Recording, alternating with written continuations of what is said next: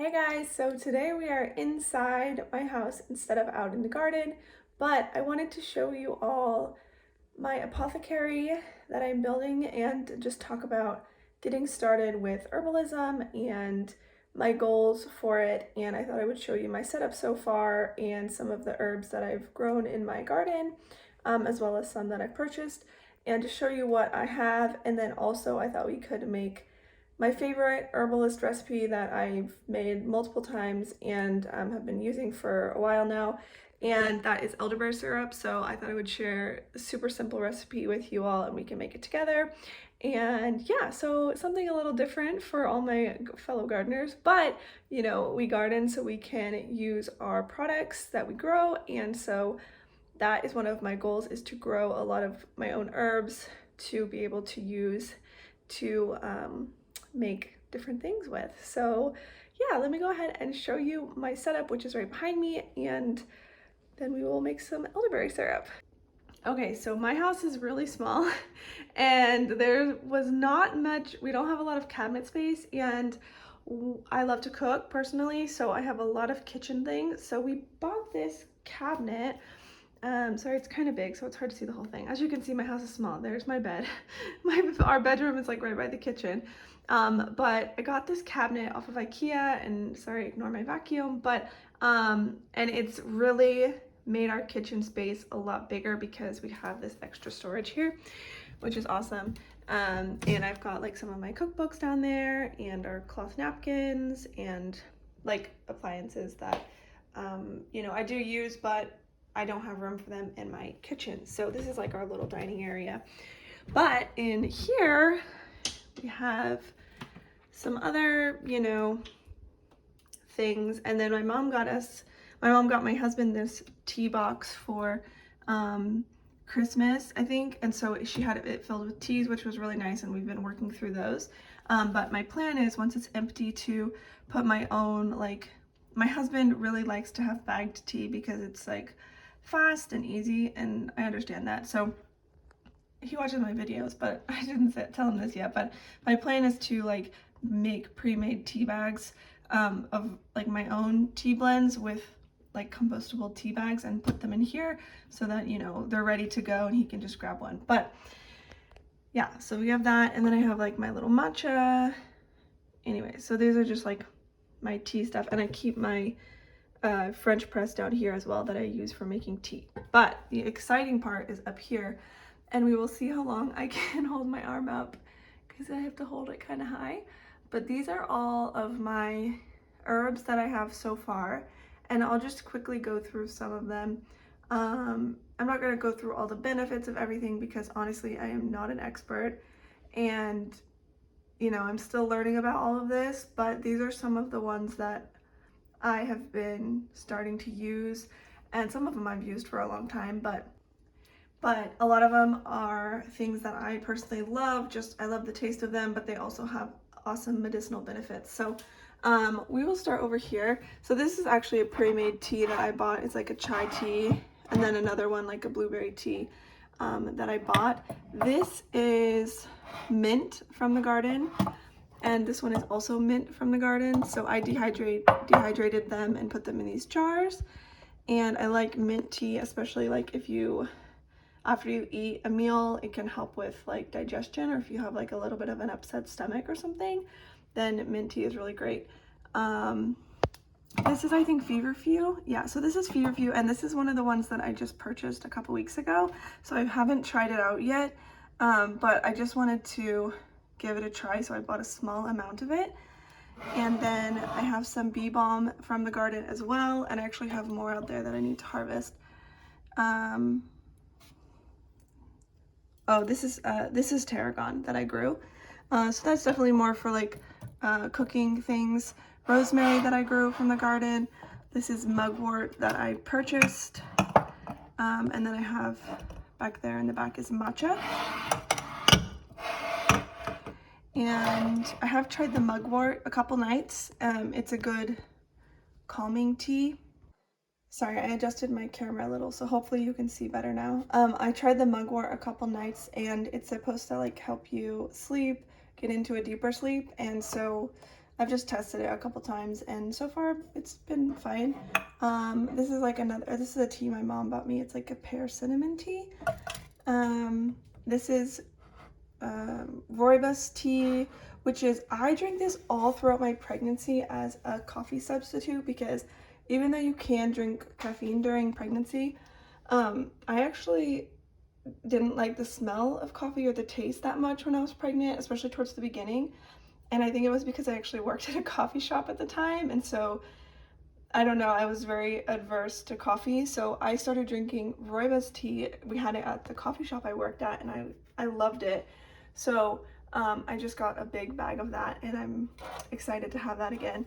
These are calendula flowers and lemon balm from the garden, oregano from the garden, thyme from the garden, a lot of chamomile because I love chamomile tea, and I drink that like pretty much every night.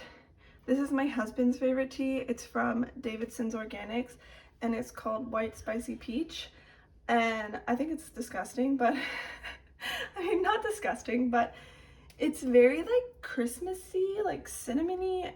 I don't know, it's interesting. I'm not even sure what kind of tea it is, but he likes it. I'm not a huge fan, but you know, it's fine. And then these are elderberries, which is we will use to make the syrup today. Let's see what else is back there. Oh, cinnamon sticks. We will use those to make the syrup today. I obviously purchased these. I did not grow them. But let's see if there's anything else. And then these are calendula flowers in olive oil, and I plan to make a salve out of these. Isn't that so beautiful? Like, I just think it's so beautiful. So I have been trying to remember to come and shake these every day.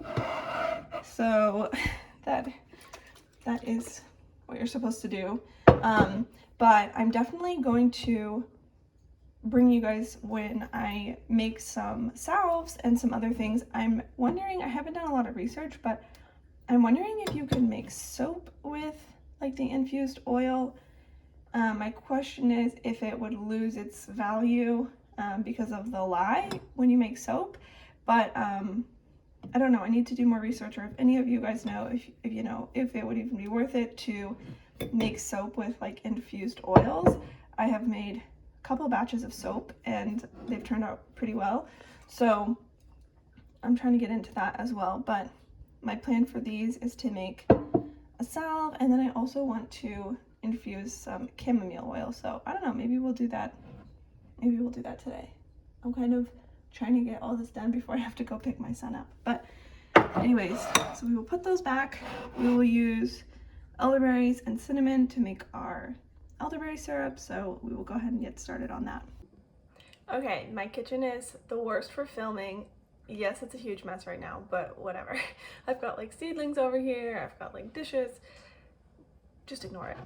But so all we need for making elderberry syrup, you can add different things. There's all kinds of different recipes, but I like to keep mine super simple because I've made it with like a bunch of other stuff. Like I did it with like clove, and pretty sure I put ginger in it, and my 3-year-old didn't like it. And so I really want him to drink this, especially like have it available. I wish I would have had some when I was sick last week for the last 2 weeks, and when he was sick, because it really does help like when you are first getting a cold if you take it, and obviously do your own research on this and everything like that. But this is actually one thing that everyone pretty much agrees on, is that elderberries, if you take elderberry syrup when you are first getting sick, in the first like day, the first 24 hours, take it every 2 to 3 hours, like a little spoon of it, and it can drastically reduce the amount of time that you are sick for. So I really wish I would have had a batch of this a couple weeks ago, which is what inspired me to make another batch of it. I will link some articles down below about that, but it's super easy to make as well. The important thing is that elderberries are actually toxic when they are raw. So these are dried elderberries, but you cannot eat these like right now. You will get sick. But once they are cooked for at least 20 minutes, I would say do it for 30 minutes just to be safe. I'm just measuring some out. They are totally safe. So pretty much all you do is put a half a cup of dried elderberries in a pot, and I'm using like my Dutch oven, so make sure it's like a heavy bottomed pot, because you don't want it won't burn because it has a lot of liquid, but that's just my rule of thumb when I'm simmering things for like a long period of time. I like to use like a heavy bottomed pot instead of like a thinner pot. Then I'm gonna add 2 cinnamon sticks. Okay, and then you need to add 2 cups of water. So 2 cups of water for every half a cup of elderberry, dried elderberries. Fresh elderberry, or like frozen ones, the ratio is going to be different. But this is for dried elderberry. I do not believe elderberry is native to Texas, and I don't think you can forage it here. Maybe I'm wrong. Not where I am. I've never seen elderberry. I've never heard of anyone foraging elderberry here, but if you're like, you know, more north, especially like in Canada and stuff like that, you can definitely forage elderberry. So all I'm gonna do is I'm gonna put this on high, bring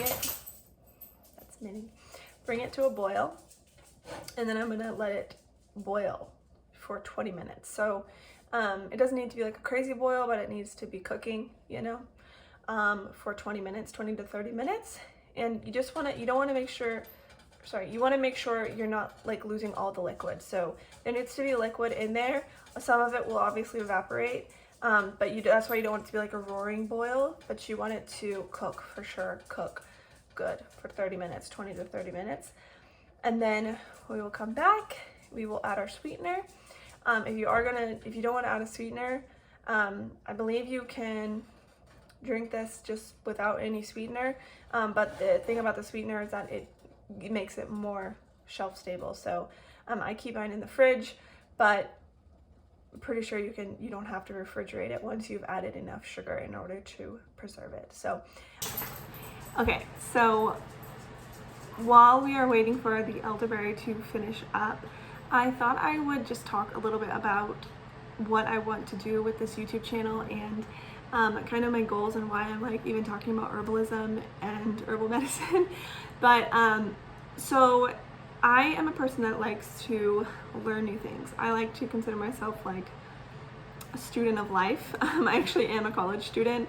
I'm finishing my bachelor's degree in next month. So yeah, and I know I'm old to be finishing a bachelor's degree, but I went back to school. And so, but I will be finishing my student studies for now. But I like to learn things like all the time. It's just super fascinating for me to learn new things and to try new things, especially when it comes to health and especially when it comes to sustainability and kind of doing stuff yourself. So my dog is walking around. So anyways, so my current interest, which has been an interest for a while, is self-sustainability, and in that comes, you know, natural living and natural medicine and things like that. So that's why I am kind of wanting to use my herbs that I grow in my garden to make things like herbal medicines that can be used instead of, you know, using pharmaceuticals. So I am not anti-doctor or anything like that, but I think there are, you know, there's a time and place where we can use herbs for a variety of things, and the more I've read about it, the more like amazed I am by how amazing, you know, the benefits of herbs are. And I want to talk more about that on my channel, but what I really want to do on my channel is just show you guys how I learn things and take you through the journey. Like, I don't have a picture perfect garden, I don't have a stocked apothecary, I don't have, you know, the best bread making skills or anything like that, but I am not afraid to fail at things. That's just my personality. I will try it out and see if it's any good, and I don't mind, you know, learning as I go. So that's kind of what I want to do with this channel, and just to share my journey about, you know, gardening and self-sustainability, and probably not much cooking because right now I am a private chef, and so I cook for my job, and so YouTube is fun for me and gardening is fun for me, and I'm probably eventually will share some like garden to table recipes and things like that. But I think it's not filming cooking content isn't really something that interests me at all. So I might not share a ton of recipes or anything like that. It would probably just be more like ideas or cook with me or what I cook for my garden type thing, but it wouldn't be like a structured recipe blog. That just doesn't interest me. Maybe it will at one point, but yeah, I just want to share, you know, my journey. And I don't have anyone who has taught me how to garden or anyone who has taught me about cooking. My mom did teach me how to cook. You know, I watched my mom cook all growing up, and I went to culinary school, but a lot of things I cook and I've learned how to cook, I have taught myself from trial and error, reading books about it, watching YouTube videos, things like that. And so I think one main thing that where people get stuck with learning new skills is they're afraid to fail. And I totally understand that, because being bad at something isn't fun. Like, it's just the truth. Like, feeling like you don't know something, it sucks. So I don't like that feeling either. So but I want to take you all along on my journey and just show you all that it's okay. You don't have to be perfect at everything the first time you try. And it's fun to try new things, especially when it comes to, for me, making my own things. Like, I've made my own soap in the last month. In the last few months, I've been making soap. I made my own body butter. As you can see, I'm gonna make salve. These types of things are super exciting for me, and thinking about all the possibilities of things that I can grow in my garden and make and use for my skincare, for my food, for my health, all of those things. It's super exciting for me, and I would love to take you all along on the journey. So I just wanted to share that, where you're like, why is this not a gardening video? I hope it all kind of makes sense and comes all together, where the garden and plants are super huge, important aspect of my life. And I hope that you all are interested in this type of content, and I would love to know your thoughts as well. So let's go ahead and finish up the elderberry syrup, and yeah.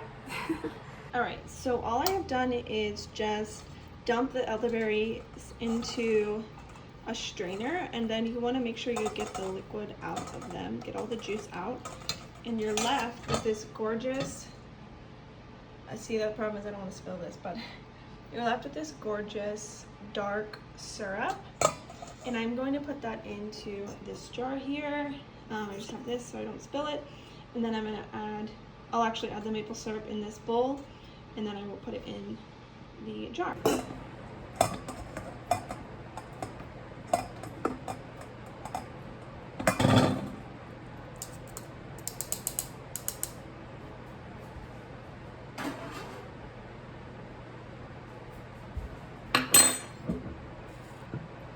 And I'm gonna add a half a cup of maple syrup to this. So it's pretty sweet.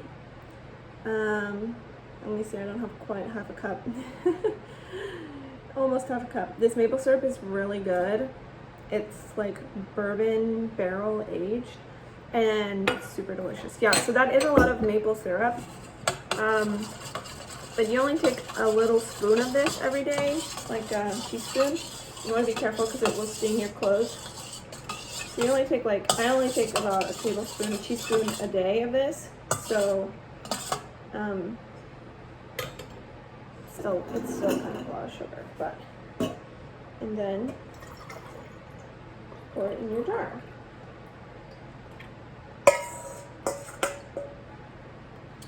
All right, so there is our finished elderberry syrup. It made about 8 ounces, so this will last us a couple weeks.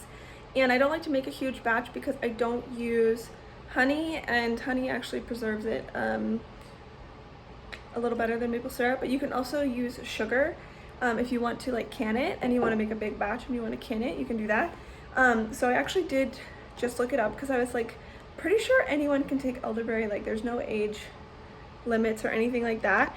And I looked it up, and what it said is that children under the age of 1 shouldn't take it if it contains honey, because if you didn't know, babies should not eat honey. So if you do have a baby, an alternative would be maple syrup or sugar, but make sure you're not giving any babies anything with honey in it. So I use maple syrup because I don't eat honey, because I'm vegan. So yeah, that's my elderberry syrup. Super excited to have it. and get back to taking this to boost my immune system and hopefully not get sick again. So anyways, I hope you all enjoyed this video, and I will see you in the next one.